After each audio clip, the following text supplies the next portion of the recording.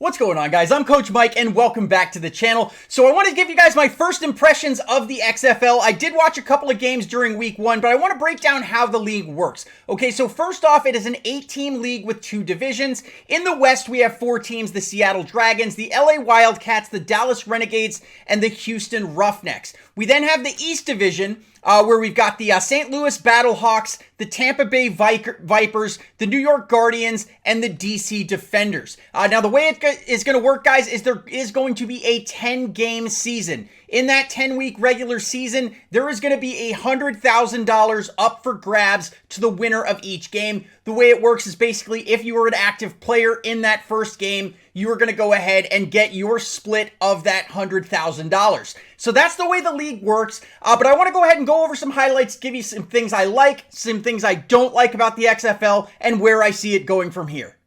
Now, unlike the last attempt by the XFL, we actually saw some pretty good passing going on in the XFL games this opening weekend, like that one right there from Cardale Jones. The first game also had some pretty hard hits, like this one here where they kind of do that jet sweep, and you will just see here, they are playing some serious defense. I mean, when you watch this replay, that is absolutely a brutal NFL quality hard hit, and that's fun to see in spring football. Overall, I gotta say, I was pretty impressed overall with the level of play, especially at the quarterback position in this first game of the year. Honestly, I was even impressed with some of the special teams play, like this blocked punt for a touchdown that we saw in the first game of the year. Alright, so I did a breakdown of all of the rules and how it's different from the NFL, which I will link to up there. But I first want to go off and say I really like the new kickoff. The kicker kicks from their own 30, and you'll see that they are lined up at the 35-yard line of the opponent's side of the field, and their guys on the return team are on the 30. And as you can see, it's much safer with no big run-up, and there's pretty much always going to be a return because of the heavy penalties that they incur if they don't have a situation where they're returning it, and I gotta say I really like it. Another thing I really liked was a trick play that came out in the first game of the XFL, where Cardale Jones right here is going to score a huge touchdown, first with a handoff, then a toss back to the quarterback, and look at this bomb hitting a receiver. Just did a great job of making an exciting trick play, and that is always fun to see.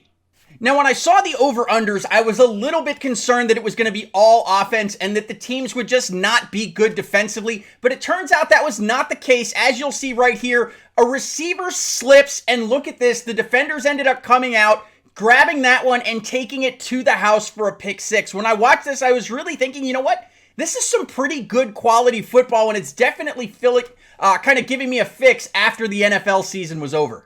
Now, another thing that I thought was pretty cool was that they actually did mic up the coach to the players. The players can actually communicate with the coach, basically everybody except the offensive line. And as you can see, we actually got to get an inside look as to what goes on between the coach and the quarterback. One key, Captain W. Stutter Go. And from that, it's pretty neat because the announcers who have good football knowledge can actually tell you what's going on, and it's pretty neat because basically the other team can't hear it, only us as the viewers, and as a football fan, I think that's pretty cool. Now, if you've been watching my channel for any time, you know that I am a diehard Tampa Bay Buccaneers fan. So one thing that I did not like about this is that I chose to go with the Tampa Bay Vipers, and I just had to say from watching the first Vipers game, Jameis Winston is not the most interception-prone quarterback in Tampa. They were going through highlighting all the highlights of Aaron Murray, but ultimately he ended up giving Jameis a run for his money and is officially probably the worst quarterback in Tampa who plays professional football.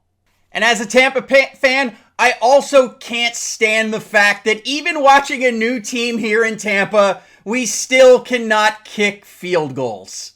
And the final thing that I really didn't like was actually the sideline interviews. I thought it was really cool at first because right after something would happen, they would be able to go up, talk to them on the side of the field. I think the problem and the reason I didn't like it is because they do it a little bit too much. I can get it after scoring plays and things like that, which is cool, but there is actually an F-bomb dropped on live TV because basically right after a turnover, the sideline interview came over and interviewed him. And honestly, at that point, you're just rubbing it in. I think if they can find a good balance of this, it could actually be a positive thing, but the way they did it in the presentation for the first week, I was not a fan of. So there it is, guys. Gonna wrap up the video here. Let me know in the comments down below who you guys are going with. Since there's no team that's close to me here in North Carolina, I did grow up in Florida. I am a Bucs fan, so I chose to go with the Vipers, even though the DC Defenders are technically the closest to me. But let me know who you're cheering for and why. Let me know if you're excited about the XFL and you're glad to have some football back. If you are new to the channel, make sure to hit that subscribe button. And if you like the video, go ahead and drop a like, as it does help the YouTube algorithm. I love you guys. I'll see you soon. I'm Coach Mike, and I'm out.